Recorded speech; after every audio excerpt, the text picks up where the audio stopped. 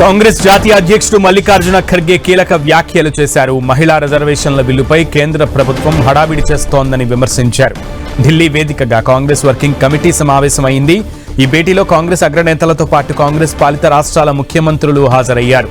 ఈ సందర్భంగా మహిళా రిజర్వేషన్ల చట్ట సవరణ, ప్రత్యేక పార్లమెంట్, డీలిమిటేషన్ వంటి అంశాలపై సుదీర్ఘంగా చర్చించారు. బెంగాల్, తమిళనాడు అసెంబ్లీ ఎన్నికల్లో రాజకీయ లబ్ధి కోసమే కేంద్ర ప్రభుత్వం మహిళా రిజర్వేషన్ల అంశంపై చర్చకు ప్రయత్నిస్తుందని కాంగ్రెస్ జాతీయ అధ్యక్షుడు మల్లికార్జున ఖర్గే ఆరోపించారు. ఓవైపు ఎన్నికలు జరుగుతుంటే మరోవైపు పార్లమెంట్ సమావేశాలు నిర్వహించేందుకు ప్రయత్నిస్తుందని, అలా చేస్తే మోడల్ కోడ్ ఆఫ్ కండక్ట్ ను ఉల్లంఘించినట్లే అవుతుందన్నారు ఖర్గే. ఈ నెల 16 నుంచి 18 వరకు పార్లమెంట్ ప్రత్యేక సమావేశాలు నిర్వహించి మహిళా రిజర్వేషన్ల అంశాన్ని చర్చకు తీసుకురావచ్చన్నారు. అలా జరిగితే తమిళనాడు, పశ్చిమ బెంగాల్ అసెంబ్లీ ఎన్నికల్లో బీజేపీకి లబ్ధి జరుగుతుందని చెప్పుకొచ్చారు.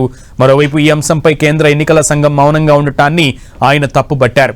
బీజేపీకి మద్దతుగా ఎన్నికల సంఘం పనిచేస్తుందని ఆరోపించారు ఖర్గే.